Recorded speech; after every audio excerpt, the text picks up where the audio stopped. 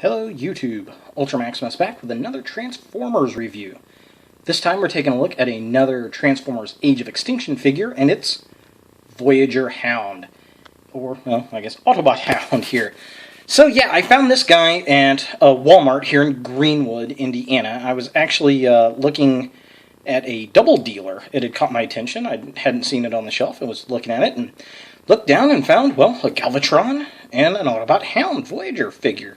Of each of them, and well, the first ones I've ever seen in shelf, so well, I bought them. And yeah, looking pretty cool. So we'll take a look at the package, talk about the character a little bit from the movie.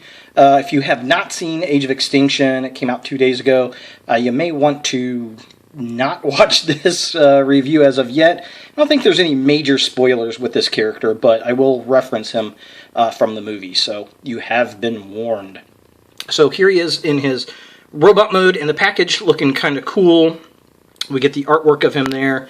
Of course, like the other Voyager class figures, it's a wraparound, looking kind of neat, kind of cool. We got the Transformers 4 logo down here at the bottom, and of course we've got the Transformers on the side, looking really cool. We also have the Autobot logo at the top. This side of the package is pretty much the finish of the artwork, and then we've got Generations Voyager Class Series M4, number 003. Which, again, I find it odd they classify this in Generations and not a movie line. It is an authentic Transformer. That's always good to know. And then this side is very blank, very Takara-like to me for some reason. Here's the back of the package, kind of a wide shot. He transforms in 14 steps. We have a picture of him in his robot mode there, which, I mean, he looks really cool. I mean, this guy's Bulkhead. I mean, flat out. If Bulkhead was old and cantankerous, if they mixed Bulkhead and Cup, that's who this guy is. They just used Hound because I guess it's a military vehicle, but look at that. That just screams Bulkhead. And the character in the movie, while this figure looks cool and has some accurate representations to the film, he is portly in the movie, and they even go to the point of making a joke of that. John Goodman does the voice of the character, and he's okay. I mean, the character is a stock Autobot type character, badass type character. The problem I had with him, he just like throws out these random catchphrases. It's very, very strange. But this version, he's a lot more hardcore than the actual film. Like I said, he's big and portly. He really reminds me of an old version of Transformers animated Bulkhead. Here is his bio. If you want to pause and read that, you can.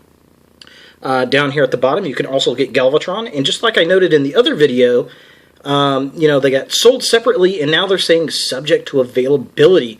I think that's very interesting. Like I said, I wonder if that's referring to, you know, short pack figures. People complaining, I don't know. Very interesting. So let's get this guy out of the package and see what we think. Alright, so here we have Bulkhead, or Autobot Hound, out of package. And he looks pretty cool from the onset. We'll take a look at him.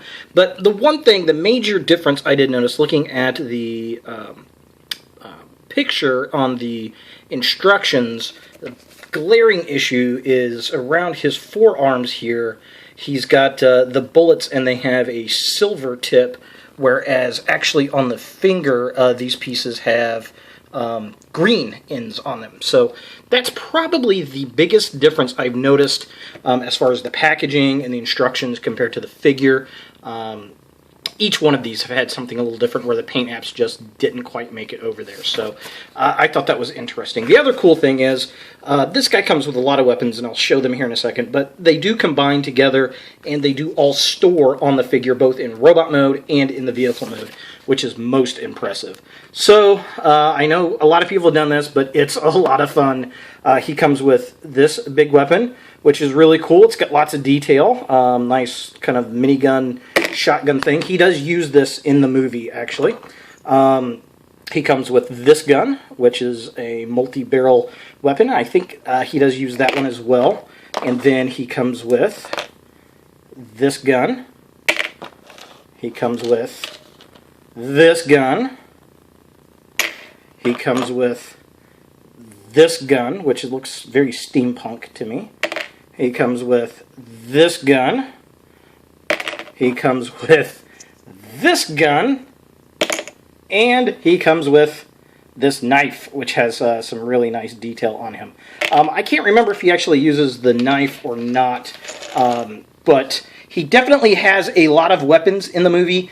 There's a joke actually built into it where he finally runs out of ammunition, which was cool. But the other thing is, he uses a grenade, and that's kind of a key moment in the movie, and I knock him over.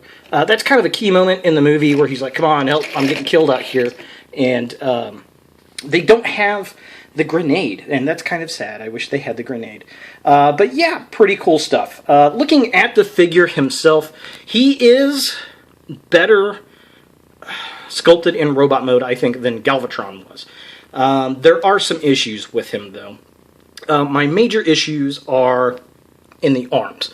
I don't like those great big flat pieces that are covering his hands. I don't particularly care for that. I think that's probably there for transformation. The other issue is underneath this arm, it's pretty much just a spine of the arm itself, and you got all these bullets, which is cool. His arms are made up of a bunch of bullets and weapons and ammo, which is really nice, but they're that soft rubber, and I just don't know how long it's going to last, which is unfortunate. I do like the large bullets up on his upper arms.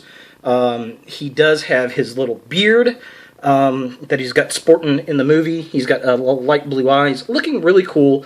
I mean, he looks like a big gruff military dude. I love the fact the feet have the treads from the tires. Just really great detail all around on the guy.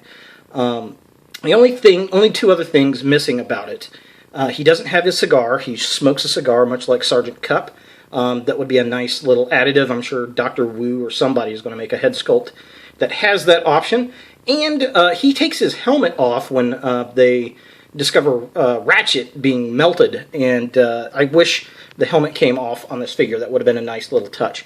But overall, I mean, it's a pretty good figure. Again, I think it's better designed than the Galvatron figure. My two biggest gripes, though, like I said, are these big panels on the hands and the fact that I don't know how long that plastic rubber stuff is going to last. I guess we'll see as time marches on. So let's get all of the weapons onto this guy and see how he looks. Alright, so here we have Bulkhead. I just want to call him Bulkhead. Autobot Hound with all of his weapons, and he looks awesome. This is for sure the way I am going to display him. He's got his little knife with all the great detail that just kind of pops onto the chest there.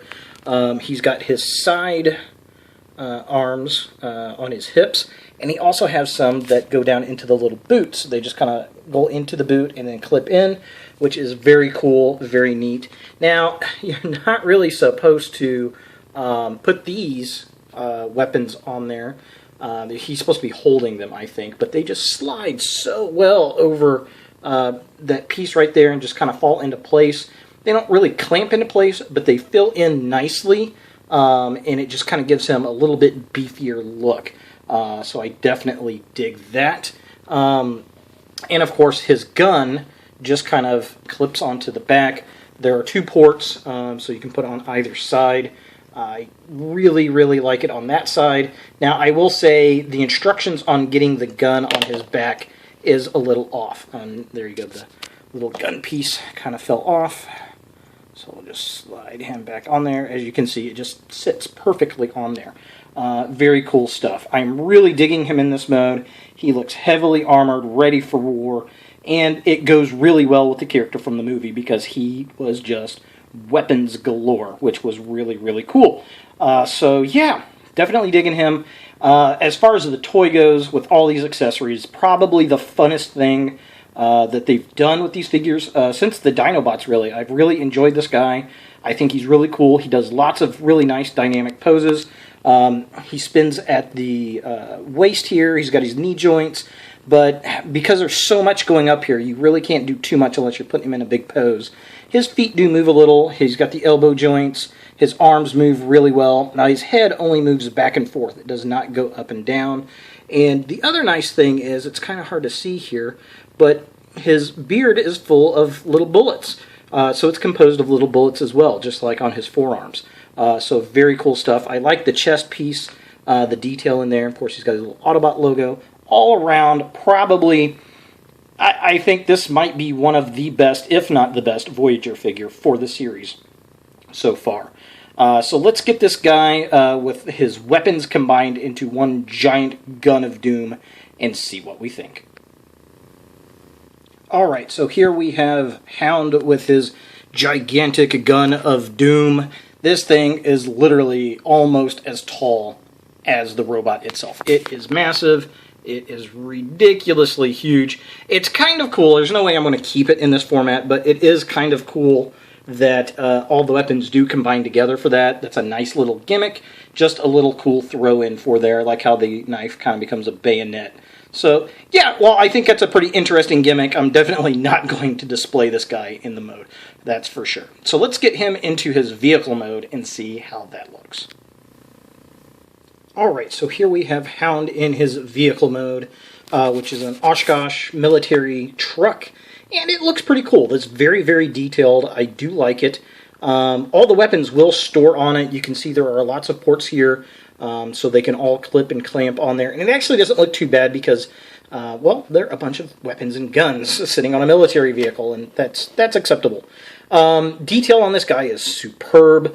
I love the black painted grille. We get the under bumper there. The front headlights are painted. Turn signals. We get the lamps up here at the top. Clear windshield. We've got the windshield wipers from the top. We've also got the Oshkosh logo that is painted in silver there. Kind of hard. There we go. Kind of hard to see, but pretty cool stuff. We've got the hatch on the top of the truck. Of course, we have on the side, we've got these nice little rivets everywhere. There's an Autobot logo. The vehicle tire treads are looking nice. I wish they painted in those, but actually they may be black on the vehicle. I see a lot of these running down the road on the south side of Indianapolis on 65, heading towards Atterbury and or Fort Knox, which is pretty cool. Most of them, though, I see are desert colored, and this back piece will vary depending on what they're doing. I've never seen a solid state one. I see a lot of canvas covered ones, which is pretty cool looking. But yeah, we got this nice brace bar. The fog lamps would have been nice if they were painted in, but oh well. We've got the mirrors, of course. There is plastic glass on the side. We've got double smokestacks on the side. We even got a spare tire back here, which is cool. Lots of cool detail on the side. On this side, we have a snorkel. A lot of people have been calling that a smokestack, but that's actually a snorkel for the motor. So when this thing goes underwater or going across a river or something, it can like really flood the entire compartment up here and still breathe, and the motor can run when they're going through rivers and lakes and creeks and all that kind of good stuff. So that's what that is, which is really cool. Backside is not too terribly bad. Again, I wish they would have painted the tail lights. That would have been really, really nice. Now, he actually collapses in really, really well, surprisingly.